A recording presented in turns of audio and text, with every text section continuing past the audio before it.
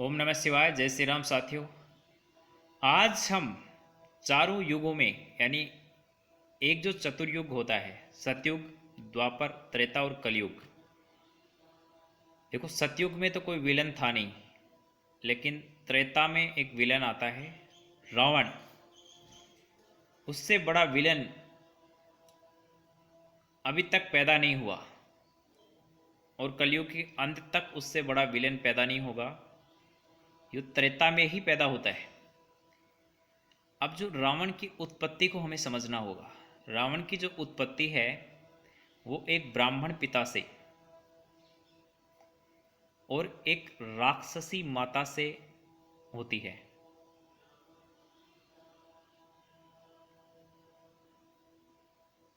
जो रावण जो है वो प्रकांड विद्वान, पंडित, वेद और आयुर्वेद का ज्ञाता, और मतलब उस समय में उससे बड़ा कोई तांत्रिक भी नहीं था, मनोचिकित्सक भी नहीं था। इतना बड़ा विद्वान होने के बाद भी जिसने अपनी खुद की ताकत और शक्ति की बदौलत अपना जो भाई था कुबेर, इतना शक्तिशाली था कि जैसे ही रावण ने ललकारा, कुबेर लंका छोड़ के भाग गया बिना लड़े। तो आप उसकी ताकत का अंदाजा लगाओ कितना उसका खौफ रहा होगा। तीनों लोकों के देवता, गंधर्व, रक्षक जो राक्षस थे, अन्य यक्ष, पिशाच, नाग, सभी उसके नाम से कांपते थे। इतना बड़ा विलेन था। लेकिन उसकी सबसे बड़ी कमजोरी क्या थी? सुंदर स्त्री उसकी सबसे बड़ी कमजोरी थी। सब कुछ था उसके पास, सोना चांदी, हीरे जवाहरात, नौकर चाकर और बड़े बड़े विद्वान बेटे बेटियां।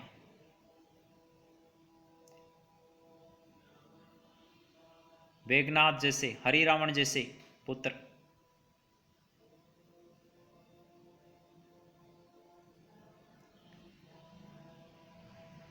लेकिन जिंदगी भर वो अपनी इस कमजोरी पे काबू नहीं पा रहा। उसने बहुत सारी महिलाओं का शोषण किया।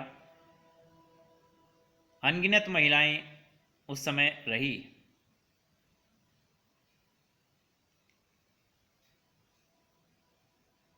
लेकिन जो सीता माता थी, उसके समीप इतना शक्तिशाली होने के बाद भी वो जा नहीं पाया। जैसे ही उसने सीता माता के समीप जाने की कोशिश की, यानी उसके ऊपर कुदृष्टि डाली, तो उसका, सीता माता की जो अग्नि थी, जो तेज था, वो बहुत तेज था। इसलिए उसको अंदर से जलन महसूस हुआ। ऐसे उसको लगा कि जैसे वो जल रहा हो। इसलिए उसने कभी, ये जो शक्ति थी सीता माता की, ये उनके सतीत्व की शक्ति थी। इसीलिए तो हमारे शास्त्रों में कहते हैं कि पतिव्रता नारी से तो भगवान भी डरता है।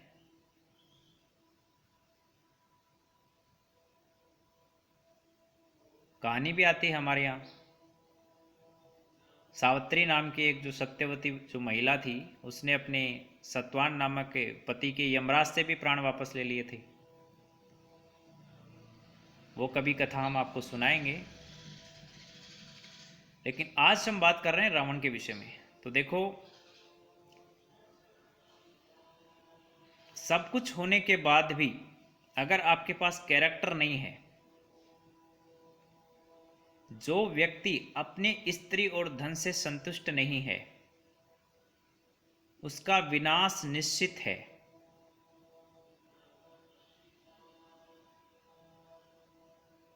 इसीलिए हमारे सारे धर्मशास्त्र यही कहते हैं कि अपने स्त्री और अपने धन से संतुष्ट रहो हमेशा। और अधिक धन चाहिए तो व्यापार करो, बिजनेस करो, काम धंधा करो, और अधिक कमा लो। और देखो हमारे यहाँ शादियों पे कोई पाबंदी नहीं है। अगर स्त्री की इच्छा से आप उसके साथ समागम करना चाहते हैं तो पहले आपको शादी करनी होगी धार्मिक रीति रिवाज और परंपरा से। उसके साथ आप बाद चाहे आप अनगिनत पत्नियां रख सकते हो, कोई पाबंदी नहीं है।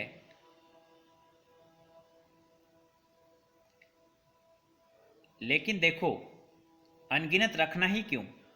अगर शरीर की आवश्यकता है तो एक ही पत्नी आपकी पूरी कर सकती है।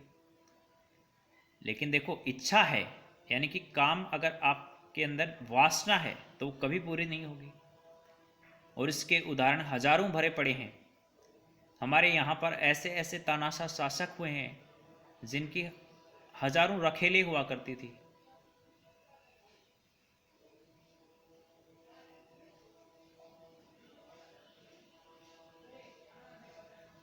तो हमारे जो मर्यादा पुरुषोत्तम राम हैं, उनकी शक्ति का सबसे बड़ा जो केंद्र था वो यही था। उन्होंने देखो हमारी जो उनके जो परंपरा थी उसको भी, उनके पिताजी की 3 रानियां थी, उन्होंने अपने से ये मर्यादा समाज को दी, दिशा दी कि पत्नी एक ही काफ़ी है। और आपने जैसे रावण की जब मृत्यु हुई तो लक्ष्मण जी उनके पास ज्ञान लेने के लिए गए थे, तो उनने बताया भी था ना। राम जी से पूछा था जो रावण था उसने कि देखो मैं कुल में आपसे बड़ा हूँ, मेरे पास धन दौलत सब कुछ है, मेरी सेना बहुत बड़ी है और महादेव का भक्त हूँ। रावण महादेव का भक्त था, फिर भी मैं कैसे हार गया और आप कैसे जीत गए? तो राम जी ने कहा था देखो, इसका रीज़न यही है कि तुम अपनी जो कमजोरी थी स्त्रियों के ऊपर शोषण करने की, स्त्रियों के ऊपर अधिकार जताने की, अधिकार पूर्वक उनके साथ समागम करने की, उस प्रवृत्ति को त्याग नहीं पाए, अपनी इस कमजोरी पर विजय नहीं पा पाए, इसीलिए तुम हार गए। और साक्षात महादेव ने भी आपका साथ नहीं दिया। तभी तो कहता हूं, देखो, चाहे भक्त चाहे शीश भले ही क्यों ना चढ़ा दे भगवान को, लेकिन अगर कुमार्ग पर चलेगा, सत्य के मार्ग पर नहीं चलेगा, तो भगवान भी उसको बचाने नहीं आएगा। भगवान स्वयं ही, महादेव को महाकाल बनने में वक्त नहीं लगता। इसलिए हमेशा सत्य और धर्म के मार्ग पर चलो, तभी विजय होगी, वरना मौत होगी खुद की भी और पूरे खानदान की भी। रावण की इसी गलती की वजह से देखो क्या हुआ। जिसके 1 लाख पोते 1.25 लाख नाती थे, उसके घर में कोई दिया बाती करने वाला नहीं था। वो तो भला हो उस विभीषण का जो राम भक्त था, इसलिए उनका कुल तो बचा रहा।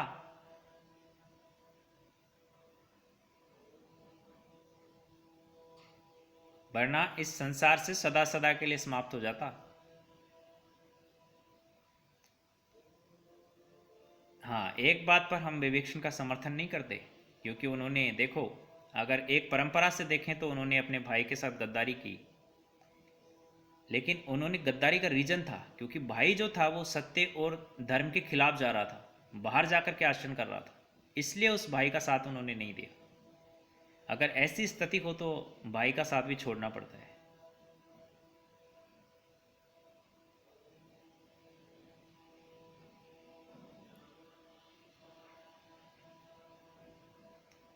इसीलिए कहते हैं कि भले ही धन संपत्ति कम अर्जित करो जीवन में, लेकिन सत्य और धर्म का मार्ग कभी मत छोड़ना।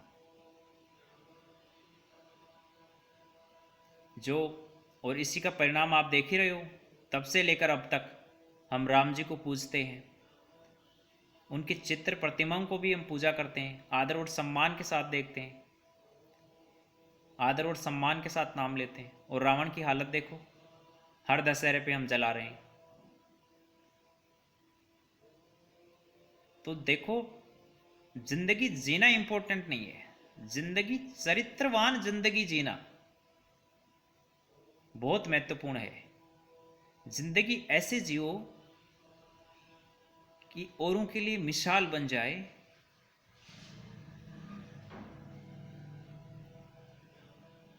और लोग आपके जाने के बाद भी, यहां तक कि आपके कदमों के निशान को भी पूजने लगेंगे, कदमों के निशानों की भी, चित्र प्रतिमाओं की भी पूजा करेंगे। और अगर आपने जिंदगी अपनी हट और अहंकार के चलते तानाशाही प्रवृत्ति को अपनाया, तो लोग आपके हमेशा पुतले जलाएंगे। इसलिए जो कुछ हासिल करना है, कहीं कोई पाबंदी नहीं है। रुपया पैसा चाहिए, धन दौलत चाहिए, बड़े से बड़े आप बनना चाहते हो, कोई दिक्कत नहीं है। सबसे बड़े बिजनेसमैन बनना चाहते हो, सबसे अमीर आदमी बनना चाहते हो, सबसे बड़े सिंगर बनना चाहते हो, सबसे बड़े डांसर बनना चाहते हो, सबसे बड़े पॉलिटिशियन बनना चाहते हो, जो बनना चाहते हो बनो, लेकिन धर्म और सत्य के साथ, अपनी मेहनत से।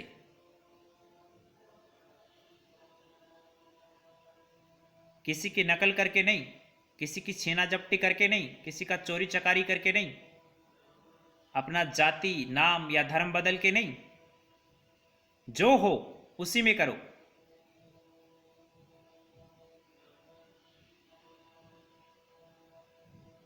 ताकि एक आदर्श जीवन जी सको। धन्यवाद। जय हिंद, जय भारत।